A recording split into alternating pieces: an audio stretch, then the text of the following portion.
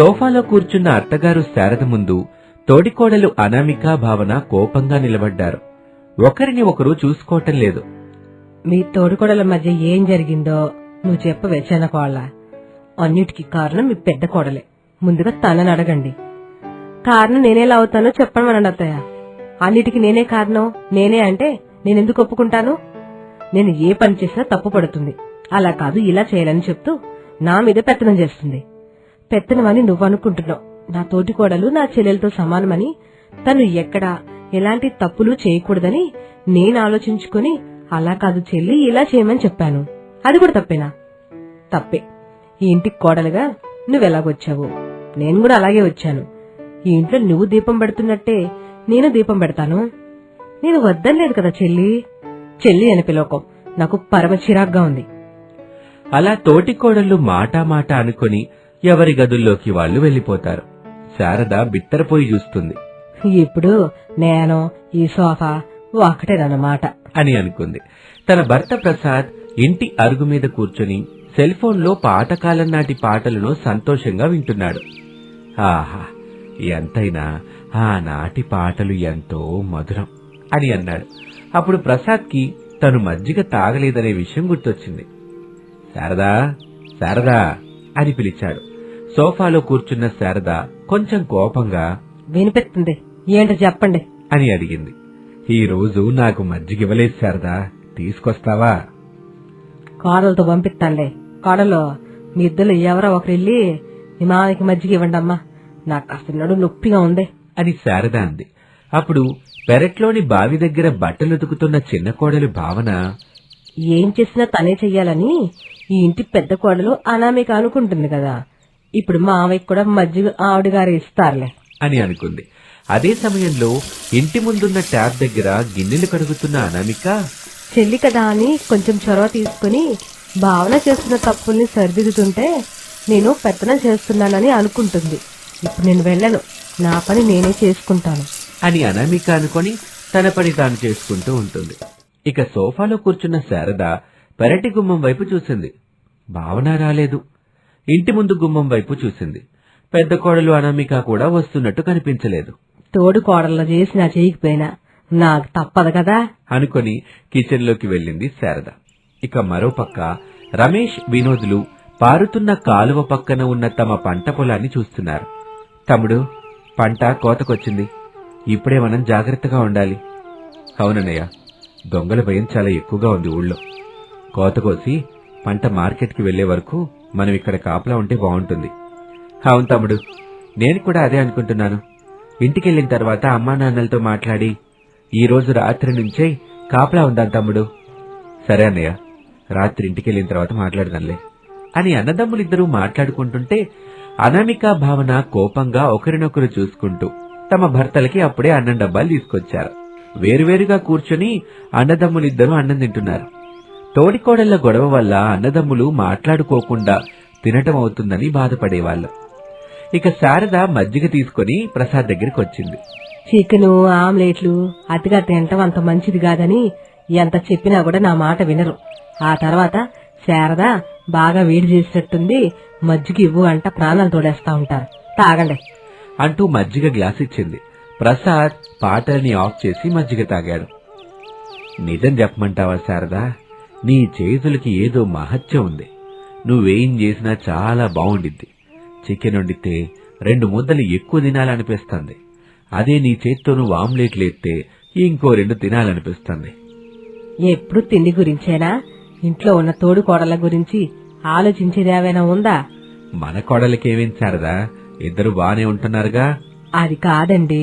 ఇలా చూడు శారదా, గొడవపడ్డ తోటి కోడళ్ళు ఒక్కటి కావాలంటే మనం ఇంత పెద్దింట్లో ఉండకూడదు. ఇల్లు పెద్దదిగా ఉంది కాబట్టి చెరో దిక్కుకు వెళ్లి పని చేసుకుంటున్నారు. అదే ఇల్లు చిన్నగా ఉంటే అని ప్రసాద్ చెప్పిన మాటలోని ఆంతర్యం ఏంటో శారద అర్థం చేసుకుంది. రాత్రి కొడుకులు వచ్చిన తర్వాత మాట్లాడతాను, ఇప్పుడు చూడండి చక్రం ఎలా తిప్పుతాను అని శారద అక్కడి నుంచి వెళ్లిపోయింది. ప్రసాద్ మళ్లీ సెల్ ఫోన్లో పాటలు వింటూ ఉన్నాడు. తోడికోడళ్లు ఇంటికొచ్చారు. ఎవరి గదుల్లోకి వాళ్లు వెళ్లిపోయి తలుపులేసుకున్నారు. కిచెన్లో ఉన్న శారద అది గమనించి, రాత్రి కొడుకులు వచ్చిన తర్వాత మీ సంగతి చెప్తాను అని శారద అనుకుని తన పని తాను చేసుకుంటూ ఉంటుంది. ఇలా సమయం గడుస్తూ ఉంటుంది. రాత్రి అయింది.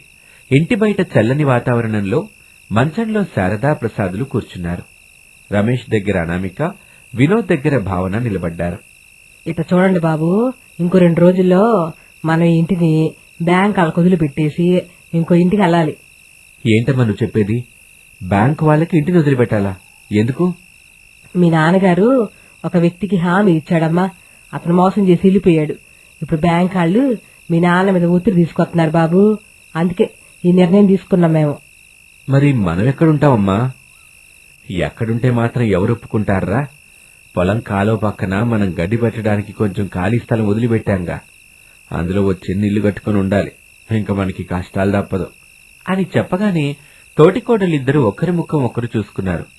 నాన్న, నువ్వు చెప్పింది చాలా బాగుంది. అసలే ఇది పంట చేతికొచ్చే సమయం. దొంగలు పడే అవకాశం ఉంటుంది. నేను తమ్ముడు పంటకి కాపలా ఉండాలి అనుకున్నాం. ఎలాగూ ఇల్లు కూడా అక్కడే కట్టుకుంటున్నాం కాబట్టి పంటనందరం కనిపెట్టుకొని ఉండొచ్చు. ఏం తమ్ముడు? అవునన్నయ్య. రేపు మనందరం కలిసి ఇల్లు కట్టుకోవాలి. నువ్వు నేను అనే తేడా లేకుండా అందరం అన్ని పనులు చేసుకుని ఇల్లు కట్టుకోవాలి. ఏం చెప్తున్నాను కోడల్లో? సరే అత్తయ్య, మీరు చెప్పిన తర్వాత నేను చేయకుండా ఉంటాను అత్తయ్య. అలా అందరూ ఆ తర్వాత రోజు కట్టాల్సిన ఇంటి గురించి కాసేపు మాట్లాడుకున్నారు. ఇక ఆ తర్వాత అనామిక, రమేష్లు వాళ్ల గదిలోకి వెళ్లిపోయారు. వినోద్, భావన వాళ్ల గదిలోకి వెళ్లారు.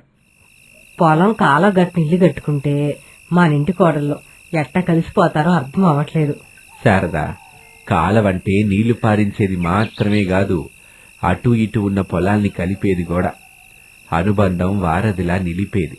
నువ్వు చూడు, మన పొలం కాలువగట్టు మన ఇద్దరి కోడలని ఒక్కటి చేసుద్ది అని చెప్పిన భర్త మాటని శారద గట్టిగా నమ్మింది. అలా సమయం గడుస్తూ ఉంటుంది. 2 రోజుల తర్వాత పొలం కాలువ పక్కన ఉన్న ఖాళీ స్థలంలో చిన్న మట్టి ఇల్లు కట్టుకున్నారు. అక్కడ తోడికోడళ్ళకి వేరువేరు గదుల్లేవు. ఆ చిన్న ఇంట్లో ఒకవైపు దేవుళ్ల ఫోటోలు పెట్టుకున్నారు. మరొక వైపు వంట గిన్నెలు, సరుకులు పెట్టుకున్నారు. 3 మంచాలు మరొక పక్కగా ఉన్నాయి. ఆ ఇంట్లో 3 మంచాలు వేసుకుని 3 దంపతులు పడుకునేవాళ్లు. అప్పుడప్పుడు రమేష్, వినోదులు లేచి పొలం చుట్టూ తిరిగేవాళ్లు. ఆ ఇంటికి వెళ్లిన తర్వాత తోటికోడళ్ళకి సర్దుకుపోవటం తప్పలేదు. ఇద్దరు మౌనంగా ఉండేవాళ్లు. అనామిక హారతిస్తుంటే భావన గంట కొట్టేది. అనామిక వంట చేస్తుంటే భావన కూరగాయలు తరిగేది. అనామిక కాలువ కట్టిన గిన్నెలు తోముతుంటే భావన వాటిని కడిగేది. ఆ తర్వాత భావన బట్టలు ఉతుకుతుంటే అనామిక వాటిని కాలువ నీళ్లలో తీసేసి ఆ పక్కనే కట్టిన దండం మీద వేసేది. శారద, ప్రసాదులు అదంతా చూస్తూ ఓ రోజున, ఏంటండి ఇది? మనం ఒకటి అనుకున్నాము, ఇక్కడేం ఇంకోటి జరుగుతుంది. ఇద్దరు మాట్లాడుకోకుండా అన్ని పనులు చేసుకుంటున్నారు. శారద, ఇక్కడ కూడా మనం మన బుర్రలకి తెలివి పెట్టాలి. అంటే? శారదా, మన చిన్న కొడల భావనకి ఈత రాదుగా, నీకు తెలుసుగా.